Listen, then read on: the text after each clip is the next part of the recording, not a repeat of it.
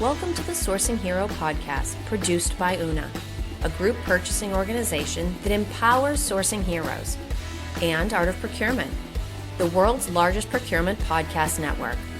I'm your host, Kelly Barnard. The goal of the Sourcing Hero podcast is to capture the epic stories of people who are rising up and beating the odds to create exceptional value within procurement, directly from those heroes themselves. Today, my guest here on the Sourcing Hero podcast is Lisa Haitz. Lisa has over 20 years of experience in finance, legal, commercial operations, sourcing, and procurement. Today, she applies that combined experience as a strategic sourcing and procurement advisor and a fractional CPO, meeting procurement teams where they are and getting them on their way to where they want to be. So, hi, Lisa. Thank you so much for being with me on the podcast. Hi, Kelly. Thank you so much for having me. Sure. Now, you've got extensive experience in procurement and sourcing. I'd be interested to learn a little bit about the professional journey that brought you to this point. Well, like a lot of others I've listened to on your podcast, I didn't start out in sourcing and procurement. It kind of just found me. I'm glad it did. It's been a great journey. I really started my career out in agricultural business and working for Cargill, buying grain. So completely opposite of sourcing and procurement in one sense, although I was sourcing grain, and doing a lot of risk management type stuff, selling risk management products. And throughout my career, I've been fortunate to do many different functions, including I was on the commercial side, contracting as the actual supplier, working with governments. I was also able to do a Lean Six Sigma black belt role, which was a lot of fun to learn about process and waste. And how we make those things go away. And then project management, program management, setting up a shared service center, and then moved my way into commercial operations. So how you onboard customers and provide credit limits. So that was a lot of fun. Then I made my way into legal operations, which I was fortunate enough to work with a great group of lawyers who also led their services. And that is where I actually started getting involved into vendor management and on the vendor side and governance. I was fortunate to be a part of a very large outsourcing deal, very complex. It was a little challenging, but that also led me to then start working with vendors in more of a partnership type of arrangement and managing large contracts and building those relationships. And then from there, I moved into something very similar, and then eventually into actual sourcing and procurement role, where we were doing the procurement all the way through vendor management. Now, one of the other things I just want to ask you to talk about, in case that somebody hasn't encountered this, when we talk about being a fractional CPO, I know sort of fractional executives, it's like a trendy new thing, but if people haven't encountered one or worked with one, can you talk about what it means to be fractional? Yeah, so I advisory services have been around for a very long time. And they're similar to advisory services in the sense that you may only hire them part-time. But unlike advisory, this person will sit at the C-suite, sit at the table, and make strategic decisions on the company's behalf, just as if they were a full-time employee. And so it is more, I view it more as hands-on, setting strategy, implementation, executing, making those decisions, or at least providing the insights and data so that leaders can make those decisions. So I look at it literally as if a full-time, you had a full-time leader, but they're only with you part-time, 20 hours, 30 hours a week. Interesting. Now, one of the other things that we touched upon that I think is going to apply to everybody, regardless of what organization they work in, and this is the idea of you meeting companies where they are. I mean, procurement is always changing. Nothing ever seems to remain the same. And so this idea of meeting companies where they are, I think is really important. Do companies usually know where they are, or is helping them figure that out sort of part of the starting conversation you have? That is definitely part of the starting conversation. I wouldn't say they don't know, but sometimes they don't know what they don't know, but they know they need to do something different, right? And so they might have some ideas on, what they'd like to see or what they want, but doing that, kind of taking the time to do a good deep dive and due diligence and understand many different, I would say, aspects of the business gives you the opportunity to say, okay, what's the current state? What's the risk they're trying to manage? What are the goals and objectives of the company itself? And what do they really need right now? What will make the most difference, either by adding the most value or mitigating maybe a key risk that they might have? And then from there, you can build them more of a roadmap on how to get there and staged implementation of different things. And so I always use the example, if a company is only negotiating 20 contracts a year, they probably don't need a CLM tool. But 5 of those contracts, vendors may be critical to their business. So maybe they need vendor management, and maybe there's a tool that can help with that. And so really taking a look at all those different factors and then putting the right combination, I would say, of people plus technology and great processes to really help them achieve what they need to achieve and fill those gaps. Yeah, it's interesting you talk about both contracts and then, of course, also you mentioned a CLM tool. Procurement's relationship with legal is definitely one of the most critical in terms of impacting not just their ability to drive business outcomes, but also in protecting the organization against risk. Yes. Where and when in the procurement process should we be pulling in legal? I'd just say early or joint advocate. I've been very fortunate to work with some really stellar legal teams. And my sister's the lawyer. I'm not. So I have a lot of respect for them. And I think my experience is whether you are bringing them in to design your process or maybe improve your process, they need to be a partner at the table. And so that means bringing them in to help you set up the right structure, the right templates, negotiation or like back off clause templates, so that the sourcing and procurement team have this, and you want to make sure they have the skill set, but know what they can do up until when they have to actually engage legal. You're not going to lean legal on every contract. But having those clear like lines and boxes so that the sourcing and procurement team can do things up to a certain extent and the standards, that involves a partnership with the legal team. And the more the legal team sees sourcing and procurement executing on the process, the more they will trust. And then you can continue to evolve. Now, there are some agreements that, are large or big deals, or maybe you're, looking at renegotiating an MSA that's coming up for expiration. Obviously, you want to get legal involved early in that as well. And the way I would operate is I had monthly meetings with the legal team where we could both share, hey, this is going on. This is going on. Hey, this is coming down the pipeline. We're probably going to get it late. We're going to need a quick turnaround. Big surprise. And so, just really having that open dialogue, and also what's working and what's not. So I would say early. And when it comes to meeting legal where they are from a digital point of view, I'm curious about what you've seen in terms of the platforms. I mean, a lot of times there is different contract management or redlining functionality in procurement platforms. Yeah. But then I'm quite sure there are ones that are designed for or targeted to legal directly. Are the two groups typically looking for the same things? Do they agree about which platform the organization needs, or is there some daylight in between there? I think there's still daylight in between there. I was talking to friends of mine that have a company that you really offer business services, legal business services, and they're definitely seeing the tides change. So CLM, companies that wanted to implement CLM, typically they were getting contacted by the legal departments, and more recently they're getting contacted by the procurement departments. And so I think that's an interesting shift. But regardless, I think that is a procurement legal partnership when you implement something like that, because I think that the goals of each team are slightly different.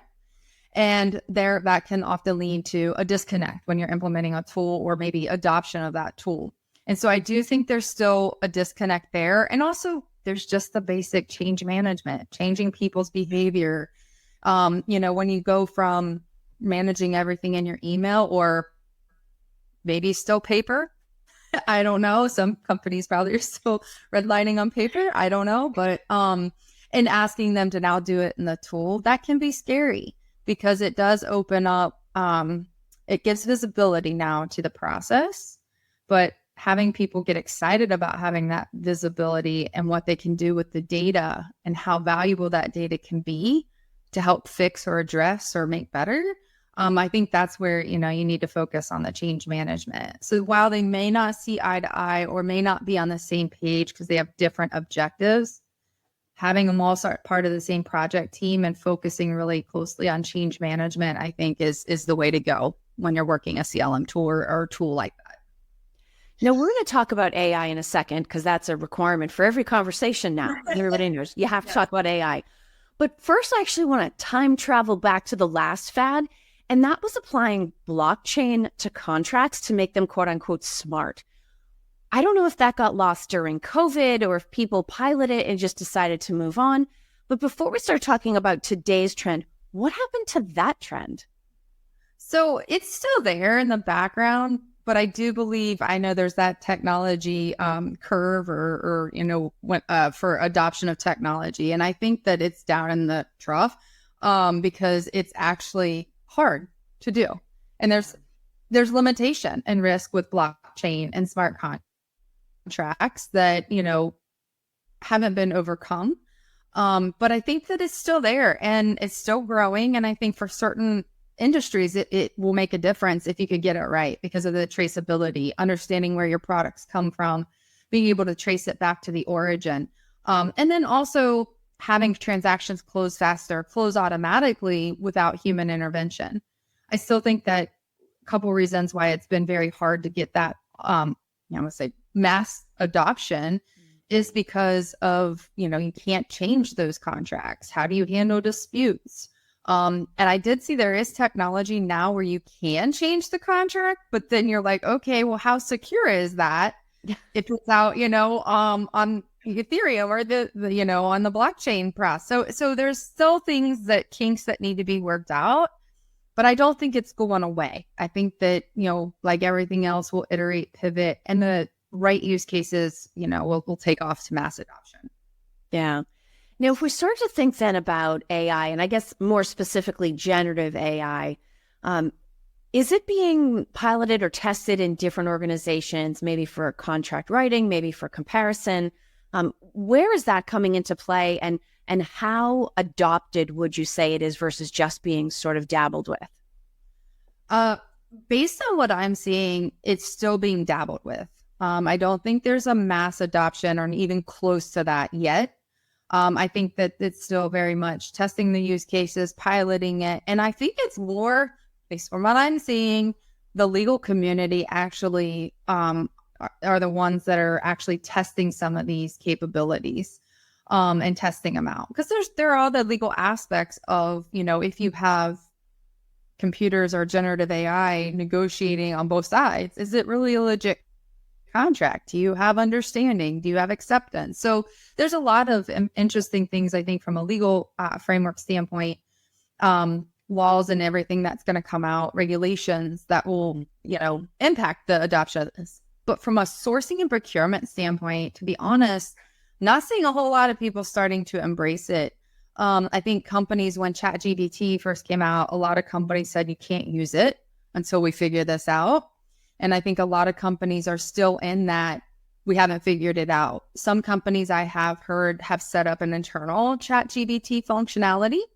And I think those companies are experimenting with what it can do, whether it's a draft RFP creation, contract creation. And then there's a lot of the software companies now that are incorporating capabilities from Gen AI into their tools. There was a survey that was done recently by a university, and in general, they get 50% response. But this one was all about, are you using AI? And it wasn't just generative AI, but it was any AI within your sourcing and procurement process. And the response rate was like half of what it normally is. So we're not sure. It's like, are people just not responding because they're not doing anything with it? And I think that's the case. I think, sourcing and procurement typically is last when adopting some of these things. I think a lot of the use cases are focused on the commercial side, revenue generation, that sort of thing. But I think it will come. I think there's a lot of capabilities there. I use it for things. So I think it will come. I think we'll figure it out. I think we'll make it safe and secure, and it'll be a great tool to help enhance what the teams can do today. One of the other interesting intersections between procurement and legal is sort of the idea that pretty much any professional service can either be staffed in-house or it can be purchased or accessed as a third-party service. And legal is definitely included in that. How do you see companies figuring out which model, or I guess a blend of the two, is going to be best for them? I think it depends on the maturity of the company, scale, volume of work, risk appetite, expertise, and then cost. I don't know that there's really one right answer. I think that, companies that I've seen taking advantage of flexible legal resourcing are companies that are growing and scaling, and actually putting that as part of their growth and scale strategy versus we've got a team now, we're going to redo things and, give this to an outside firm or an outside legal resourcing firm, or we're going to keep it internally. Some are doing that, but I think it's more, where you see companies scaling, they can take advantage and, they don't have to hire full time, or maybe there's a lack of expertise, like big deal lawyer. You don't need somebody, if you only do a big deal every couple years, you don't need a deal attorney sitting on your staff. So I do think the answer might vary. And I think too, flexible legal resourcing, like fractional leadership, is still coming up from a knowledge standpoint. Like, do companies really know that this is available? There's a lot happening in legal operations. How do you, again, automate the transactional work, or maybe give the transactional work to a lower cost resource so that your lawyers can be more strategic? So I think it's just going to depend on the company, but I think there's a lot of opportunity for those small to mid-sized companies to take advantage of this model. Yeah. Now, regardless of what the legal structure is, whether it's mostly in-house or some in-house complemented by some external support, what advice would you offer procurement for making sure that they get the support they need from the legal team? Like I think you said earlier, joined at the hip. And with some of these different models that could look slightly different, what advice would you give to procurement teams? I think regardless if they're in-house or, from an outside counsel or another outside flexible firm, you just still need to build those strong relationships, and you need to make sure that you have an open channel of communications. I think, approaching it as a partnership, knowing that the outcome is this, which is to get the contract done or have a lean process or whatever that might be, and having both parties be held accountable, even if it is outside counsel. That's okay. You can work that accountability into your contracts with them, that they have to help you deliver this, this, and this. But it really, I think, does boil down to making sure you have strong relationships with the people that are supporting you, and having the operating rhythms to foster those relationships, have the open communication and dialogue about what's working and what's not. When we think about those relationships, certainly in business, it always comes down to things like shared mission, but also understanding of the challenges others are facing, even empathy for the objectives they're trying to satisfy. Is there anything you can think about from a legal standpoint or legal operations that you think might surprise most procurement professionals? That the business of law is changing dramatically. I think that the lawyers are no longer just taught to think like a lawyer. They're actually taught to think like a lawyer and like a business person. And so thinking about what they do as a process, metrics around their process, and how they then tie into the larger company objectives, and also, like I mentioned earlier, embracing technology and experimenting with technology, especially in the contract space. I think that, the procurement professionals need to be working with their legal teams to understand what they're doing and how things are changing in their world and their landscape.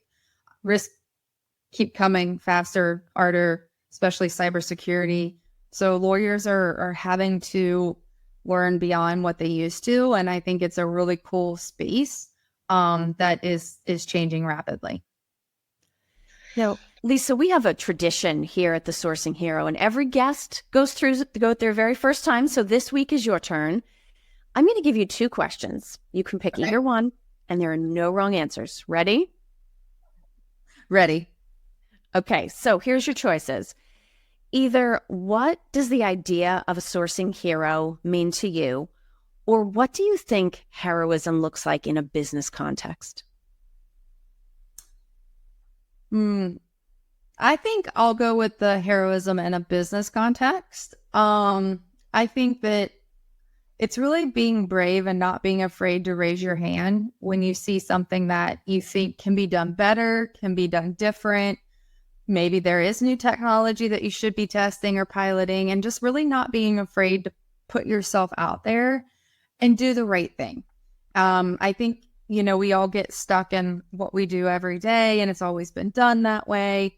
But if you really want to have an impact and leave a legacy, being brave and raising your hand, even if it's just a small piece, and challenging people to think differently, I think those are the heroes, because it's not easy. It's really hard.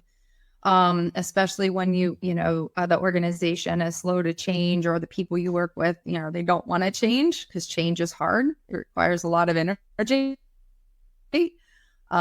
Just being brave and continuing to push change, I think, is what I would call a hero in the business world today. Well, I will definitely agree with you that change is hard. I am the last person that wants to sign up for change. I'm resigned to it. It's completely unavoidable. But I totally agree with you there. That definitely requires the spirit of a hero to deal with. Now, Lisa, if people are meeting you for the very first time through this conversation, what is the best way to get in touch with you or connect if they want to learn more? I think LinkedIn is a great resource. It's just Lisa Haitz, LisaHaitz. And my fractional firm is Cooper Hill Company, but it's cooperhillco.com is the website. That's another way they can get in touch with me. There's like a section that you can fill out, and I'll get back to you, or schedule time with me if you want. Excellent. Well, Lisa, thank you so much for being here today to share your experience and your point of view on procurement and legal ops. Thank you so much, Kelly, for having me, and just keep doing what you guys are doing. I love it. You guys are my people, like I said before, really helping sourcing and procurement get that seat at the table. Thank you for listening to this episode of the Sourcing Hero podcast.